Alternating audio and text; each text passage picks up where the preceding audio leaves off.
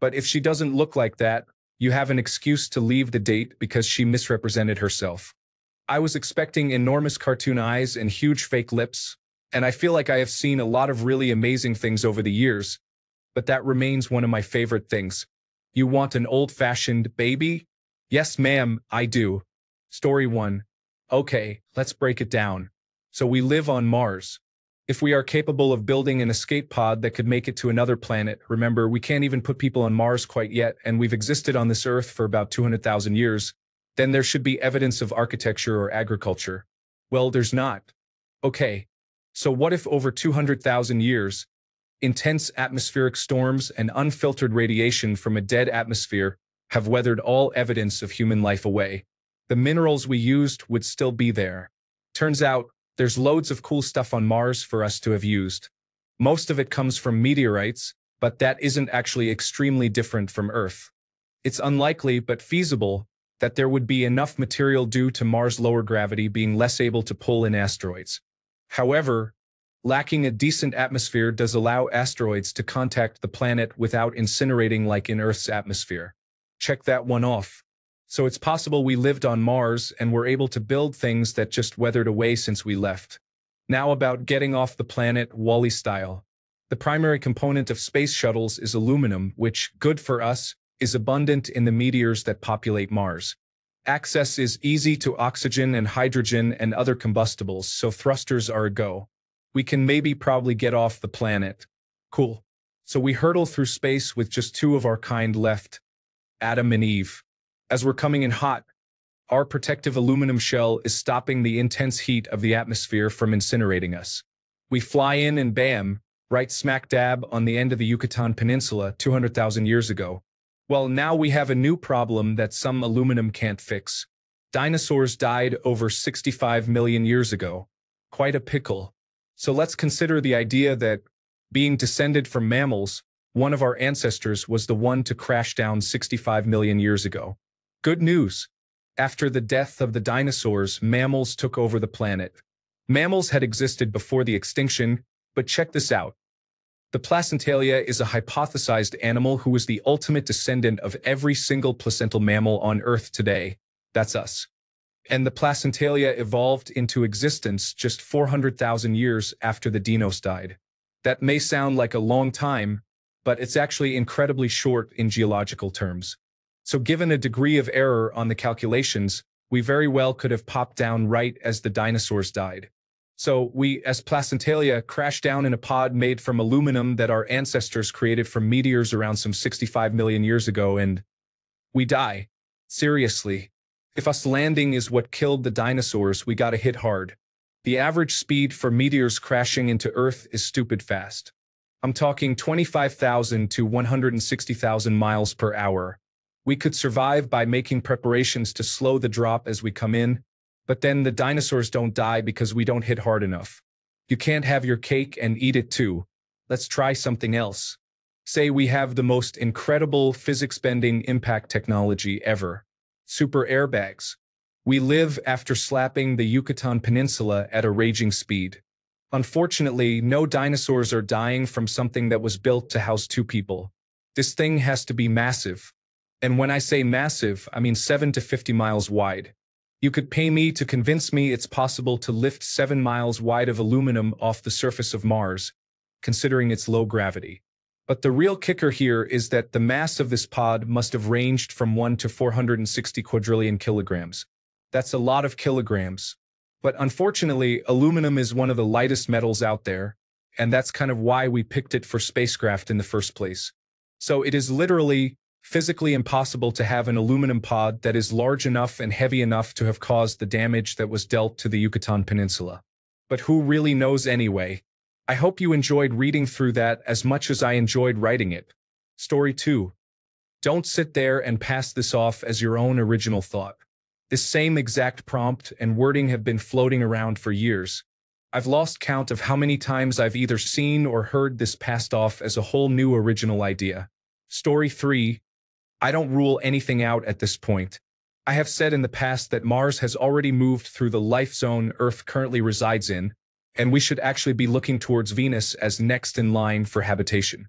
Story 4. What if Adam and Eve weren't names of people, but rather names of the ships that made it to Earth? Assuming your idea is true, I'd like to believe we would send multiple ships to Earth in addition to other planets, knowing only a percentage would make it since maybe our spaceship technology wasn't perfect yet. So out of all the ships that went to Earth causing the extinction of the dinosaurs, only Adam and Eve survived. Furthermore, the ships sent off to other habitable planets did the same and over generations evolved into multiple subspecies of humans, for better or for worse. In doing so, the lower-level species haven't found a means to contact us while the more advanced species came to help advance us, leaving behind mementos like the Great Pyramids, only to now visit us periodically in the hopes we can get to their level. It's also plausible that due to a subjective class system, we sent the intelligent and gifted to the best planets, leaving the worthless to rot away on a dirt planet full of dinosaurs, Earth, only for them to advance faster than expected. Now, out of fear that they, us, may seek revenge, we hide from them. Story 5. Why do so many people assume water is all there needs to be for life to exist at some point? Water is everywhere in space. Uranus is an ice giant, our moon has ice around its poles, and we see comets made of ice all the time. Earth got all its water from being hit by ice for millions of years. Water being so common is exactly why life depends on it, not the other way around. Story 6. If Mars 65 million years ago had that kind of technology, then they would have already sent colonization teams to the nice, warm, watery planet right next door. Story 7. This is a repost and unoriginal. Someone posted this in Shower Thoughts 4 years ago. Story 8. Okay. Keep the part about Mars and climate change.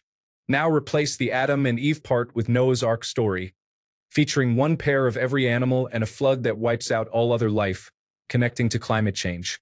This also explains why nobody has found any evidence of the flood on Earth. All jokes aside, there is no way this is real. Story 9. Something like this has been a theory of mine for a while, not the Adam and Eve bit, but the old Greek pantheon. Or maybe the Norse pantheon. The Norse in particular, looked at objectively, their tools and weapons sound like those of a mining crew. A lance that shoots flame to cut through mountains, a hammer that can crush mountains, a belt allowing you to lift almost anything. Story 10. That's a science fiction plot line I explored with Venus about 30 years ago.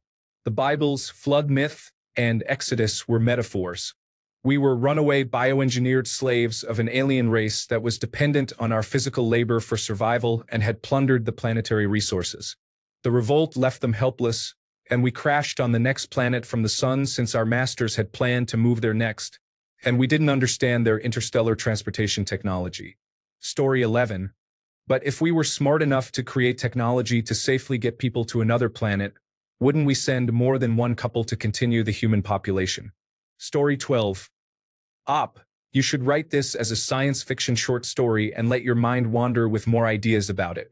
Also, watch Mission to Mars, which had some interesting concepts as well.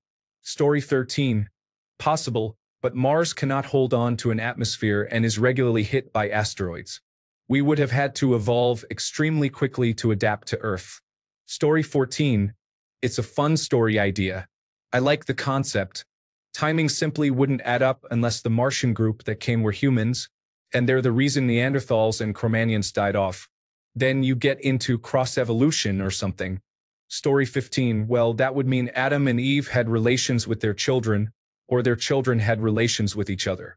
Based on how the human race is behaving, I can believe that is what occurred. Story 16, really, this is not that far-fetched. I would imagine they would have had to do some kind of mind wash on Adam and Eve so that they would not reveal the technology. Story 17. It's like water on the surface of Mars. We messed it up and sent an escape pod, which crash-landed and killed all the dinosaurs. And who would have thought? Figures.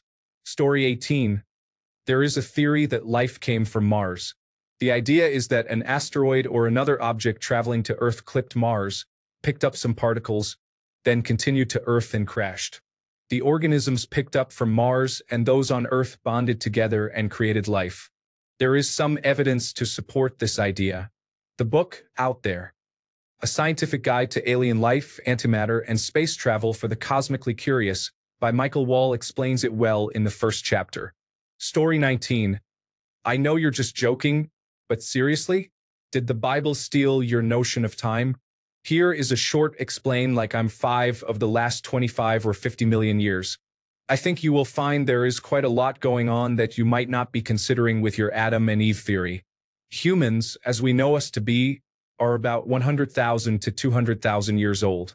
The dinosaurs were wiped out by a speculative meteor about 60 million years ago. So even if Adam and his kids did live for thousands of years, which is absurd, then there are quite large gaps in time. What happened in between? Story 20. Or, when the rich destroyed the planet for profit, they took their family and some slaves to start a new life on Earth while the people died out with Mars. That's what they are doing with Mars now. Story 21. It doesn't hold because if we were at a point where we ruined a planet, presumably because of our industrial and technological advancement, something that is backed up by our ability to build a pod that can travel from Mars to Earth, then our earlier civilizations like Adam and Eve's family would have been at least the equivalent of us right now.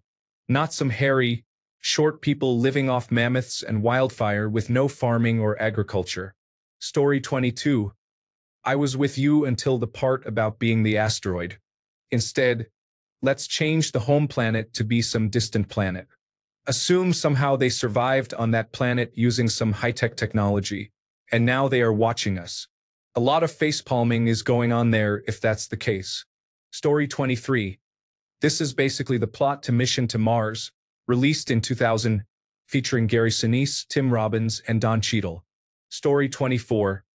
I've wondered this for a long time, but I've always thought Venus, given its comparable size to Earth and 90% gravity, is a much more likely candidate.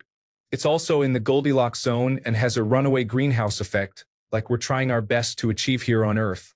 Story 25, or check this out. You know the story of Noah's Ark? Well, what if that too occurred on Mars?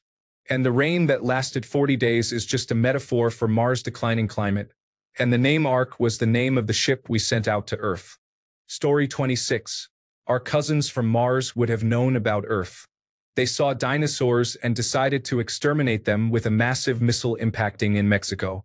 They gave it a few hundred years before deciding to parachute down to Earth and start the human race on this planet. But that's 65 million years of existence here, with a massive head start in technology. Shouldn't we be further along than just sending interplanetary rovers in the past 10 to 15 years? Story 27. Why does everyone forget that Venus exists?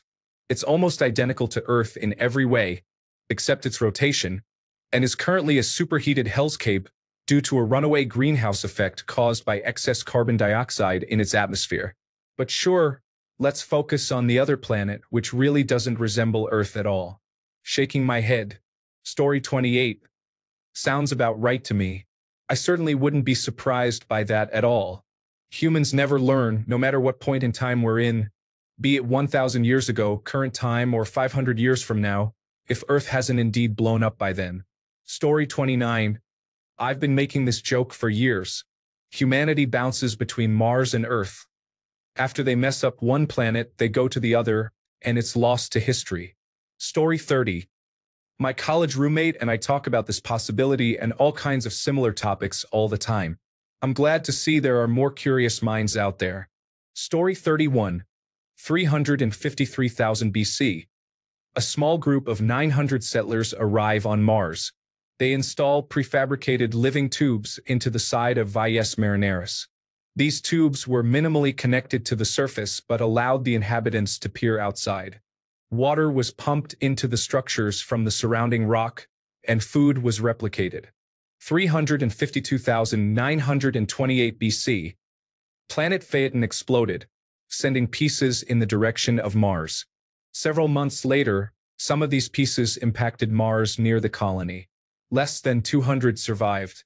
They retreated to the craft left in orbit for such an emergency and set out to colonize Earth. 352,927 BC. The refugees arrive at Earth in escape ascent capsules. They are now 15 in number due to the rest succumbing to their injuries.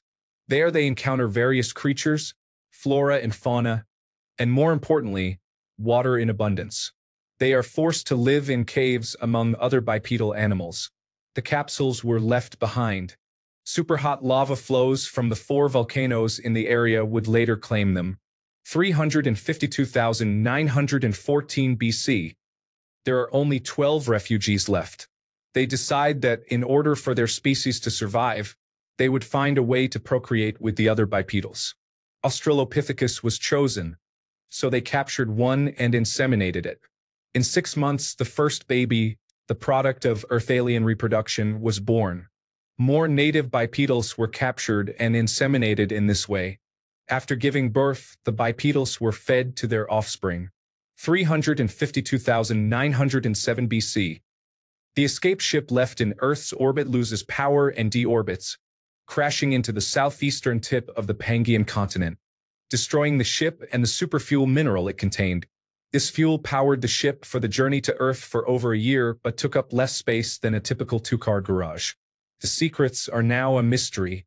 352,900 BC. The Earth alien youth population numbered around 60 individuals.